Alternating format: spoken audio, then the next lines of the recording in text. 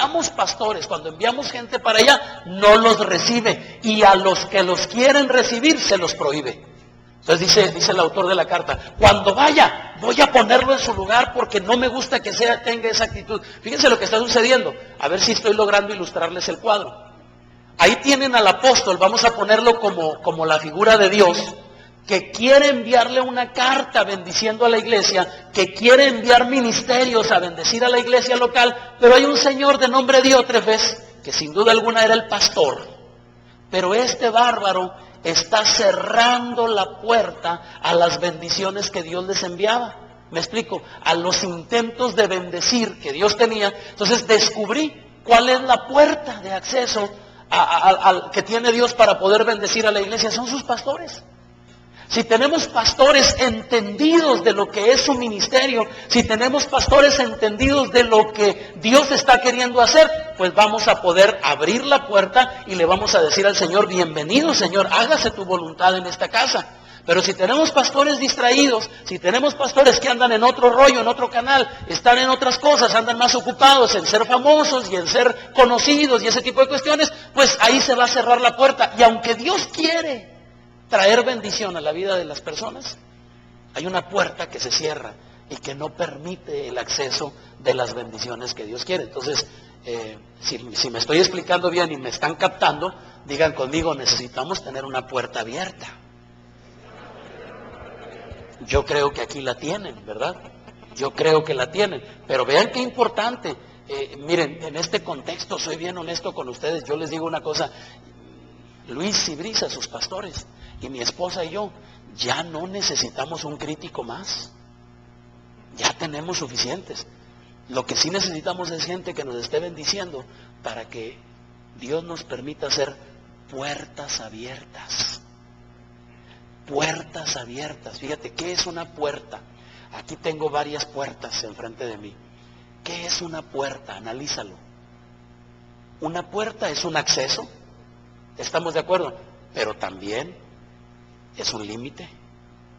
¿Por qué ponemos puertas? Ponemos puertas porque de aquel lado de las puertas hay algo, pero a la vez no cualquiera puede entrar. Le restringimos el acceso a algo. Entonces, los pastores somos puertas. Miren qué interesante. Somos puertas que si están abiertas y son accesibles, vamos a poder entrar a dimensiones donde nuestra vida puede ser beneficiada, o los pastores podemos ser puertas cerradas que limitan o impiden el acceso de lo que Dios quiere hacer en nuestra vida. ¿Cuántos están de acuerdo conmigo que nos hacen falta puertas abiertas? ¿Cuántos dicen amén? ¿Cuántos levantan su mano derecha y digan, Señor, que mis pastores siempre sean puertas abiertas?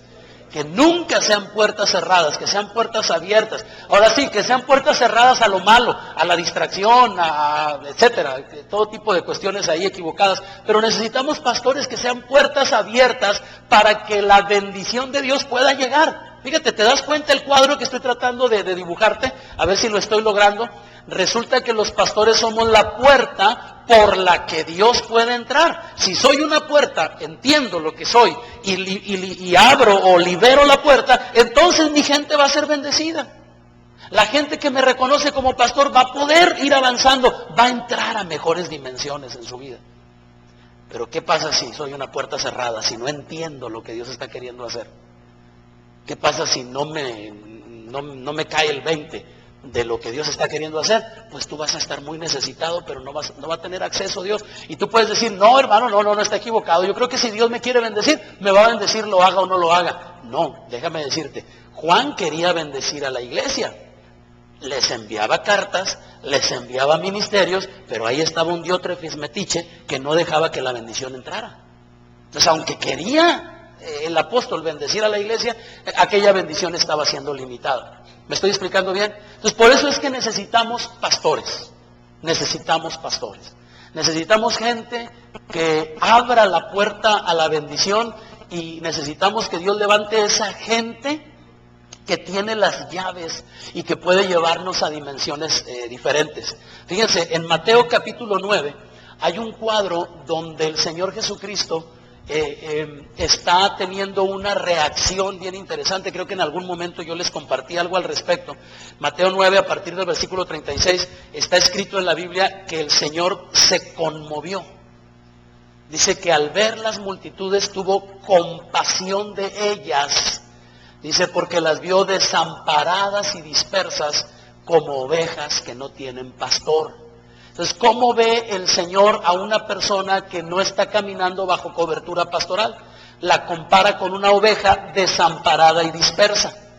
Desamparada y dispersa como oveja sin pastor. Pero noten algo, si abrieron su Biblia, noten algo que sucede en el resto del pasaje.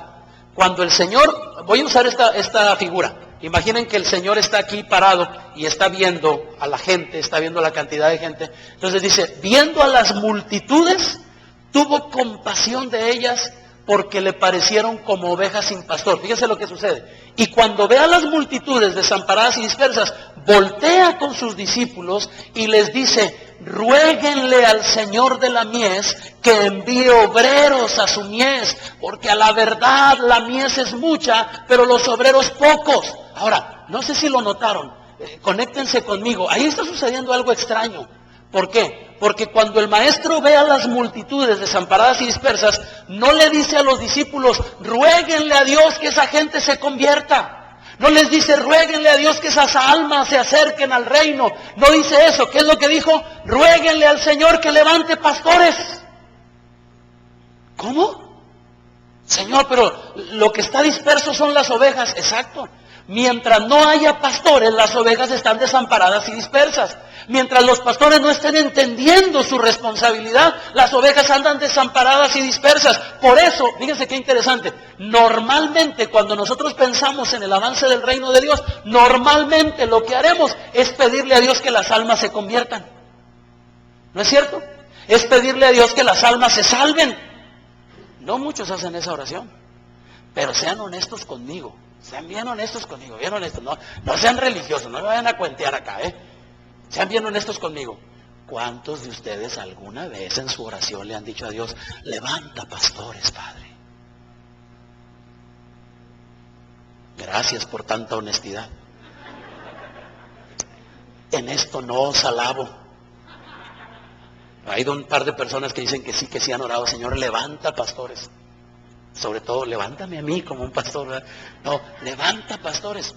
Levanta pastor. Fíjense qué interesante. El Señor vio la necesidad de las multitudes y le dijo a sus discípulos, rueguen por pastores. No dijo, rueguen que esas almas se salven. Es que, miren, de nada sirve que esas almas se salven si al final de cuentas no se conectan con un pastor. Estoy insistiendo en esta figura. Los pastores tienen llaves que pueden abrir las puertas que nos llevan a otras dimensiones. Miren qué atrevido, ¿verdad? Le estoy enseñando esto a mi gente, porque yo creo que esto es verdad. Ahora, hay un pasaje en el Antiguo Testamento, hay un pasaje en el libro de Ezequiel, en el capítulo 34 del libro de Ezequiel, que es un pasaje bien, bien interesante, y lo quiero utilizar, si me permiten, en el resto del tiempo para compartirles algo interesante acerca de esto. Realmente, ¿qué puede liberar un pastor en mi vida? ¿De qué dimensiones me está hablando, pastor? ¿De qué dimensiones me habla? ¿Qué puede desatar un pastor en mi vida? Bueno, miren, déjenme ponerme de acuerdo con ustedes. En el capítulo 34 del libro del profeta Ezequiel, hay un reclamo que Dios le hace a los pastores de Israel. ¿Sí? En realidad, este sería el peor pasaje que yo quisiera utilizar para hablar de los beneficios de un pastor. Pero es que la sabiduría nos habilita y nos capacita para poderle dar vuelta a las cosas y poder entender que algo negativo se puede tornar en algo positivo. En este pasaje de la Biblia, Dios está hablando a través del profeta Ezequiel y les está haciendo un reclamo, digan conmigo un reclamo, a los pastores de Israel. Pero mire qué interesante, conéctese conmigo, no se me distraiga, porque lo que le voy a enseñar es muy valioso, se lo aseguro. Mire, Dios le está haciendo un reclamo a los pastores, pero resulta que todavía no existía el concepto de pastores. Estamos en el Antiguo Testamento. Entonces no se está refiriendo a los pastores de una iglesia. Bien, y si no se está refiriendo a los pastores de una iglesia, entonces ¿a qué pastores se está refiriendo? Y la sorpresa es que si ustedes toman tiempo en esta siguiente semana para estudiar la palabra pastores, se van a dar cuenta que hay pasajes de la Biblia donde Dios a los reyes que levantó en Israel les llamó pastores, y donde a los sacerdotes les llamó pastores, y donde a los profetas les llamó pastores. A estos les hace un reclamo porque en la observación divina precisamente Dios ve a los que son puertas como puertas cerradas. Los ve haciendo algo mal. Entonces, voy a mencionar, vamos a leer las cuestiones negativas de las quejas divinas con respecto a los pastores, pero vamos a aplicar un principio de hermenéutica muy valioso. El principio se llama principio de implicación. Digan conmigo, implicación. Este principio es muy útil porque nos ayuda a entender que si algo es cierto, lo opuesto también.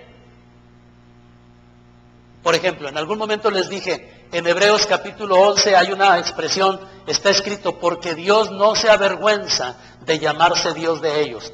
¿Qué está escrito? Que hay gente de la que Dios no se avergüenza. Entonces, por un principio de implicación, si hay gente de la que Dios no se avergüenza, hay gente de la que ¿qué? Ese es el principio de implicación. Si aplicamos a este pasaje de Ezequiel 34 el principio de implicación, se van a dar cuenta de algo muy valioso. Vamos a leer el pasaje, ¿sí? ¿Me acompañan? ¿Lo tienen ahí en su Biblia? Yo tengo tiempo de estar usando la Nueva Versión Internacional, no quiero causarle ningún problema a nadie, pero voy a leerlo de la Nueva Versión Internacional, espero que no les cause ninguna dificultad. El Señor me dirigió la palabra, así está escrito en la Nueva Versión Internacional. Hijo de hombre, profetiza contra las ovejas de Israel. Profetiza y adviérteles que así dice el Señor omnipotente. ¡Ay de ustedes, pastores de Israel! Vean ese asterisco. ¿Por qué tiene un asterisco esa palabrita? Pastores de Israel. Porque se está refiriendo a los gobernantes, a los sacerdotes, a los profetas. ¿Me explico? Bien. ¡Ay de ustedes, pastores de Israel, que tan solo se cuidan a sí mismos! ¿Acaso los pastores no deben cuidar al rebaño? Ustedes se beben la leche, se visten con la lana y matan las ovejas más gordas, pero no cuidan del rebaño.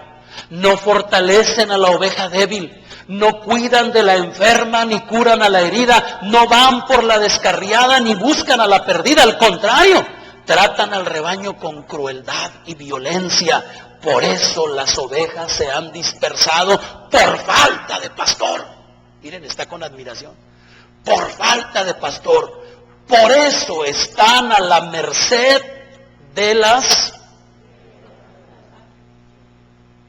fieras salvajes. Están a merced de las fieras salvajes. Mis ovejas andan descarriadas por montes y colinas, dispersas por toda la tierra, sin que nadie se preocupe por buscarlas. Ahora, fíjense, está hablando negativamente de lo malo que estaban haciendo los pastores, pero vamos a aplicarle el principio de implicación, ¿sale? ¿A qué me refiero? Si Dios está diciendo, ustedes no cuidan, ahí es donde puedes descubrir lo que Dios espera que un pastor haga por una oveja. ¿Me estoy explicando? Si los está regañando por no hacer algo, es porque Él tenía la expectativa de que ellos lo hicieran. Entonces podemos tornar todo esto en un aspecto positivo y comenzar a sacar conclusiones. Yo veo en estos pasajes 5 beneficios que puede desatar un pastor sobre tu vida. 5 beneficios que no puede desatar nadie más. Puede venir acá un apóstol, puede venir acá un profeta, puede venir un maestro, pero estos 5 beneficios solo pueden ser desatados en tu vida cuando reconoces un pastor sobre ti. ¿Cuáles son esos 5 beneficios? Bien, tomemos lo negativo y tornemos lo positivo. La primera cosa que yo veo ahí, en el versículo número 2, en la segunda parte del versículo, hijo de hombre, profetiza contra las ovejas de Israel, profetiza y adviérteles. Así dice el Señor omnipotente. Ay de ustedes, pastores de Israel, que tan solo se cuidan a sí mismos. Pregunta, ¿acaso los pastores no deben cuidar el rebaño? La primer cosa que un pastor ungido por Dios puede desatar en tu vida es el cuidado celestial